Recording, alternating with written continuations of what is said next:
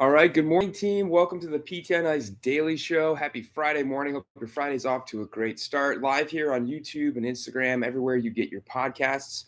My name is Alan. I'm happy to host today. Currently have the pleasure of serving as the Chief Operating Officer here at ICE and a lead faculty in our Fitness Athlete division here on Fitness Athlete Friday. We consider it the best darn day of the week. We talk all things CrossFit, powerlifting, Olympic weightlifting, endurance athletes, running, swimming, cycling, all that sort of thing. So if you're interested in working with the recreationally active patient or client, Fridays are for you. We're going to talk all things heat-based recovery today. We spent 2 weeks ago talking about cold-based recovery, so it'll be a nice change of pace on the opposite side of the spectrum.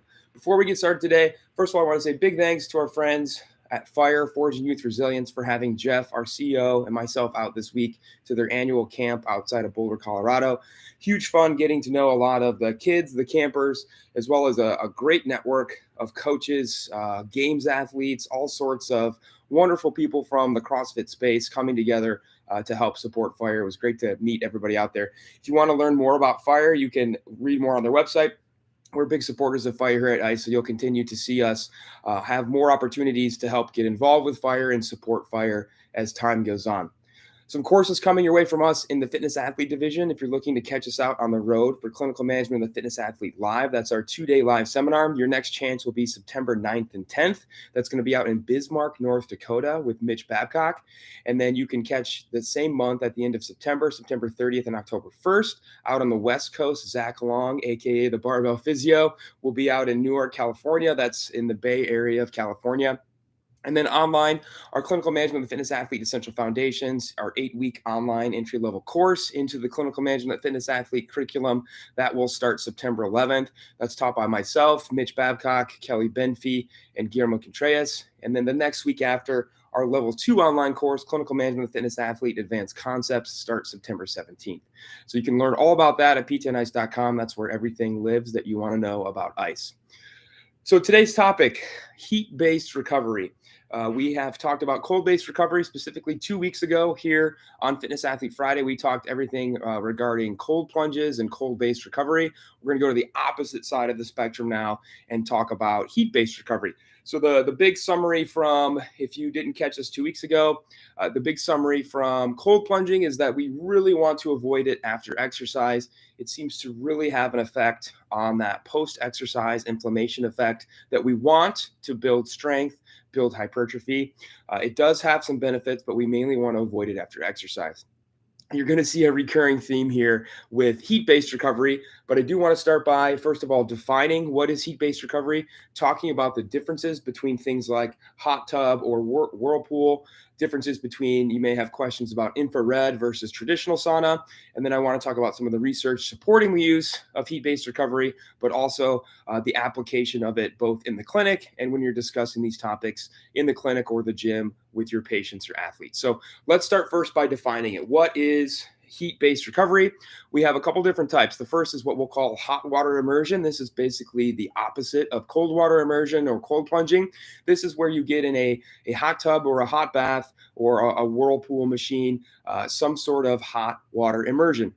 Now, defining temperatures here is really important. We did that 2 weeks ago with cold water immersion. Really important to note that at least from the research, we have specific temperature ranges that we're discussing with all of these modalities. And we're also assuming that you have your whole body immersed in something like a sauna, or that if you're in hot water, for example, a hot tub or a hot bath, you're immersed at least up to the level of your neck. Of a lot of what we're going to talk about doesn't apply to you if you're somebody that just sticks your foot in the hot tub or doesn't otherwise get fully immersed in whatever modality you're using. So 2 different types of hot water immersion, hot tub or hot bath. When we're at home and we run a bath, when we look at what is the temperature of what the average human being might consider quote unquote hot, a hot bath is right around 100 degrees Fahrenheit. And that your average hot tub is not too different. A hot tub that you might get into is going to be somewhere between 100 to 110 degrees Fahrenheit. But now when we look at this from a research perspective, it's usually tightly controlled, and it's usually tightly controlled a little bit hotter. So when they look at hot tub, whirlpool type immersion in the research, they're looking specifically at a temperature range of about 110 to about 120 degrees Fahrenheit. So if you're somebody that really hates a hot bath, if you run a hot bath and you wait for it to cool down a lot, then just know this is going to be on the upper end of your temperature comfort. Um, why this matters is that when we add that circulating bubble component to a whirlpool, to a hot tub, it seems with the water continuously moving that it makes that hot water immersion just a little bit more tolerable, and therefore they bump the temperature up a little bit. Again, 110 to 120 degrees Fahrenheit, and again, immersion in a hot tub whirlpool up to the level of the neck. Now, duration is really important. We talked about that with cold plunging, that if you're somebody that gets in for a minute, you probably don't have to worry about the positive or the negative effects because you're really not doing it. The same is true here. When we look at hot water immersion, when we talked 2 weeks ago, we talked about humans have a really great tolerance for heat at rest. We can sit outside 70, 80, 90, maybe even 100 degrees, especially if we're in some shade, and we can be okay. We don't have a great tolerance for cold at rest. And we see this carry over into hot water immersion, that because we're so much more tolerant to heat, we see duration for hot water immersion a lot higher. We often see duration 15 to 30 minutes in a whirlpool in a hot tub. Maybe you've been at a hotel or a resort or something. You've seen that sign. We've all seen that sign on the hot tub. Don't stay in here too long. Max time 20 minutes, 30 minutes. That tends to be our tolerance for hot water immersion. So somewhere between 15 to 30 minutes, but definitely longer than what we're used to seeing with cold water exposure, where the general recommendation usually never exceeds 10 minutes. Now, getting into sauna, temperatures are going to go up. We're no longer actually sitting in water. We're usually sitting in a room that is either steam heated or dry heated. Those also have different temperature parameters when we look specifically at how they're studied in the research. Traditional sauna, whether it's dry or a steam sauna, is a lot hotter, 150 to up to 220 degrees Fahrenheit. Infrared sauna is going to be lower, 120 to 140 degrees Fahrenheit. And again, the duration for sauna is going to be higher, a lot like hot water immersion, somewhere between 30, maybe even to a 90-minute dose. And that's going to be mostly for infrared sauna. That would be really tough to do in a traditional sauna. So that's how we define hot water immersion, and also what we would call just sauna protocol, traditional or infrared. Now, the research, I want to share a couple of different papers with you as we get into talking about what does the research support, what does it not support. Talking back to hot water immersion, so again, our hot tub or our whirlpool protocols. A great paper from 2022, the Journal of Sports Science, Morgamino and colleagues, pardon me butchering that, looking at hot water immersion. They took folks and they had them sit in a whirlpool for 15 minutes at 110 degrees Fahrenheit. They also had another group sit in a cold plunge at 50 degrees Fahrenheit, and they compared outcomes on the quadriceps muscle. They wanted to look at specifically the contractile properties of the muscle itself, and found that the group sitting in the hot water after exercise had increased contract properties of the quadricep muscle compared to the folks who did cold water immersion, and compared to the folks who did nothing, who sat at a room temperature room. So the effects of hot water immersion appear to have a more beneficial effect on our muscle, and we'll get more into that as we get more into the research. My next paper, really old. I love some of these old papers that just show how long we've been studying this stuff. Francisco and colleagues back from 1985, so before I was even alive, Journal of Applied Physiology, looking at the use of hot water immersion and comparing it to basically an active recovery protocol. So two groups of subjects. One group exercising at 60% of their VO2 max, so essentially an active recovery spin on a cycle or a really, really, really low, slow jog, something like that, to a group that did an hour in a whirlpool at 105 to 110 degrees Fahrenheit. And then they did a crossover here. So they took both groups and then flipped them a couple of days later and had them repeat the same thing. What they found in the group who sat in the hot tub for 60 minutes is they had an almost identical cardiovascular change. So they had an increase in their cardiovascular output and their mean arterial pressure, which just kind of tells us that there is a cardiovascular demand on the body when you are exposed to heat that mimics low-level active aerobic recovery type exercise. So what does that tell us? That tells us that First of all, if we are looking for a recovery day, that a longer hot water immersion or maybe a sauna can be a viable option in place of a recovery workout that we're going to get some increased cardiac output. Our heart rate's going to elevate. We know being exposed to heat, we're definitely going to sweat. That's going to come on board no matter what. But we're going to see blood pressure changes as well. That tells us we're kind of getting a flushing, pumping effect when we're exposed to heat, specifically in this study, hot water immersion, compared to if we went to the gym and just spun on our bike or went for maybe a really long walk or a really slow jog or just some sort of active recovery exercise, that they appear about equal, which is great if that's what we want. If we're trying to limit cardiovascular load, if we're trying to limit volume on our body, then we need to be mindful that a longer duration hot water experience can have that effect on us. So it appears to be about an equal effect, which is nice.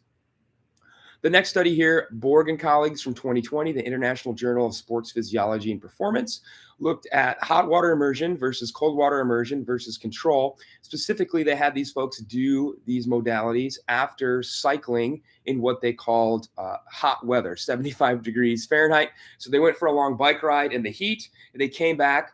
They threw one group in cold water immersion in a cold plunge. They threw one group in hot water immersion, a whirlpool, and one group just sat at room temperature. And they found that those exposed to the hot water immersion were more likely to report that the session they had just performed, the cycling session in the heat, was easier. And they also had a lower cardiovascular response to those who had a cold water immersion. So it seems like when we're cooling down, we want to choose heat as it's easier on our body, easier on our cardiovascular system than finishing a hot workout in the heat. It sounds great. We've all had those workouts. I just had one 2 weeks ago where we literally want to stick our head in the sink, which is exactly what I just did, and just cool down our head. And that seems like what we want to do, but we know that can have sort of a shocking effect on the body compared to if we ease ourselves out of the heat with maybe not exactly what we just did in the heat, but we choose something that's going to feel temperature neutral compared to what we just did, which was a really tough workout in the heat. So heat exposure after exercise, especially in the heat, seems to have a beneficial effect as we're trying to cool back down to baseline. Now, switching gears and looking at the sauna research. So this is just as popular as everybody wants to know about cold plunges. Everybody wants to know about sauna protocols. If you listen to anything about Andrew Huberman, you have been blasted with more information than maybe you've ever wanted to know about the sauna. But I want to pick just a couple papers here looking at sauna exposure specifically after exercise. So Bezoglov and colleagues, 2021, International Journal of Environmental Research and Public Health. This is a great study. This doesn't actually research anything on sauna protocols itself. I love this study. This is basically a patient expectation, an athlete expectation of what athletes expect will help them recover and what they actually choose when they are performing their recovery. And it's just really important to know this paper in the back of your head that 97% of athletes surveyed use sauna as their number one choice for recovery. So that's really important for us to know. We have to be able to speak intelligently about good, bad, pros, cons about sauna with our athletes, knowing that 97% of them are thinking, I'm not feeling great. I'm feeling banged up. I am going to choose sauna as my number one recovery protocol. And we know this from physical therapy research. Massage is also popular. Not surprising. It's popular with athletes. 87% of athletes choose massage as their secondary recovery protocol. And then 80% choose taking a nap third. So in that order, sauna, massage, and napping. So that's a really important paper to know. Miro and colleagues from 2015 in Springer Plus, this is an online open access journal, looked at comparing folks doing infrared sauna, traditional sauna, after performing either hypertrophy-focused resistance training for 60 minutes or endurance training. So they basically wanted to create a bunch of muscular damage and then have folks either get in an infrared sauna or a traditional sauna. This study also had a crossover design. So the objective outcome here was a counter movement jump test and then also effects on the cardiovascular system. So that traditional sauna was performed at 122 degrees Fahrenheit for 30 minutes. The traditional sauna was performed at 70 degrees Fahrenheit for 30 minutes. And again, both groups exercised really hard for an hour. The traditional sauna group saw a reduction in performance on the counter movement jump after sauna protocol compared to the group using the infrared sauna. The traditional sauna group also had a significant spike in their heart rate, about 30 to 40 more beats per minute resting while sitting in the traditional sauna than the group sitting in the infrared sauna. So again, like we talked about a couple papers ago with environmental exposure, it seems like using sauna, specifically a really hot traditional sauna after exercise, seems to have a negative impact on our system. Of it's just too much heat load, it's too much cardiovascular load. It can lead to both negative performance outcomes, but also negative physiological outcomes. Supporting that, Skorsky and colleagues from 2019 International Journal of Sports Physiology and Performance. This group was looking specifically at performance. They had swimmers perform 4x50-meter sprints. I don't know anything about swimming. I assume that's a tough thing to do 4x50 sprints. Afterwards, the swimmers were either put in a group where they sat passively at room temperature for 25 minutes, or they did 3 8-minute rounds in the sauna, a traditional sauna at 185 degrees Fahrenheit. And then they had those athletes come in the next day and repeat the 4x50 swim performance. All of the subjects who used the traditional sauna after the sauna reported it as a stressful experience, both physically and mentally. And then the next day, all of them had impaired performance when they went to repeat the 4x50 swims compared to the group that sat at control.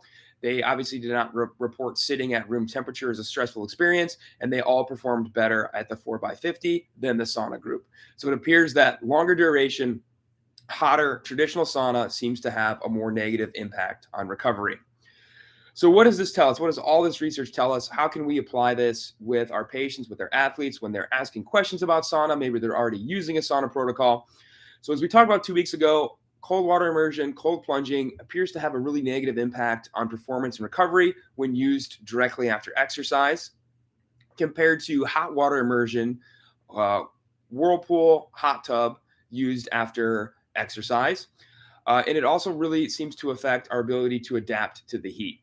So the takeaway here is that if we're just finishing exercise, maybe traditional sauna, especially for a longer duration, especially for a higher heat duration, is maybe not the modality of choice, just like a cold plunge is maybe not the modality of choice, which is not to say we can't use heat as recovery modality, but if we're thinking we just finished training, we should look towards that hot tub. We should look towards that whirlpool. We should maybe look towards that active recovery, and we should save a really long, hot traditional sauna or a cold plunge for maybe before training earlier in the day. Or what we don't have research on yet is what is that window?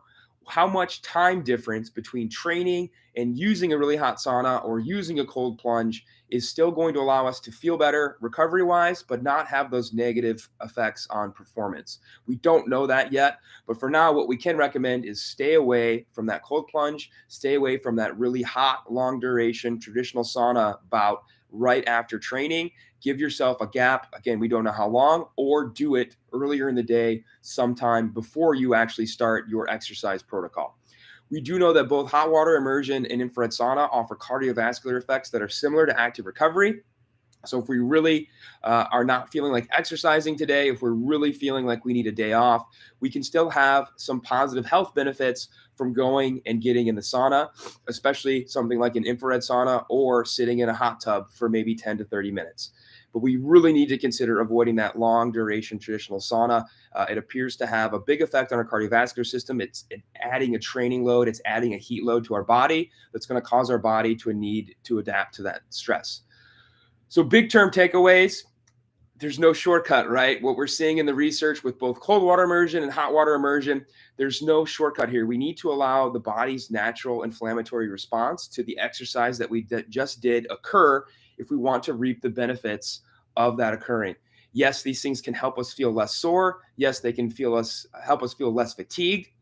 But if we use them too much, they do seem to have a long-term detrimental effect on our performance, which kind of defeats the purpose of going in and doing a hard workout, a long run, a long bike, a long CrossFit session, a long weightlifting session, whatever you're doing. If we chronically use these things, yes, we might feel better, but we need to be concerned that maybe we're leaving something on the table as far as strength, as far as hypertrophy when we use these kind of extreme temperature modalities, cold plunging, really, really hot sauna. You can imagine the one study that showed a really detrimental effect was only 185 degrees.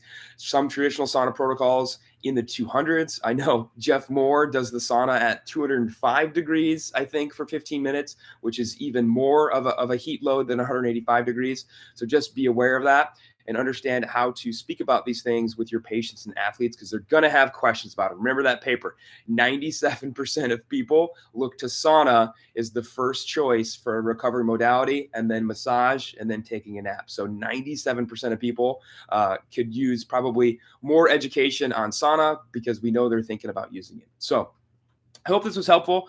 We have an entire week in Clinical Management Fitness Athlete Essential Foundations dedicated to this now. We talk all things nutrition, sleep. We talk cold water immersion, hot water immersion. We also talk about compression therapy, so things like massage guns, cupping, all that sort of thing. We discuss all of that research that your athletes, your patients want to know about when they come into the clinic and ask about recovering from exercise. So I hope you have a wonderful Friday. I hope you have a fantastic weekend. Thank you for joining us. Have a good day. Bye, everybody.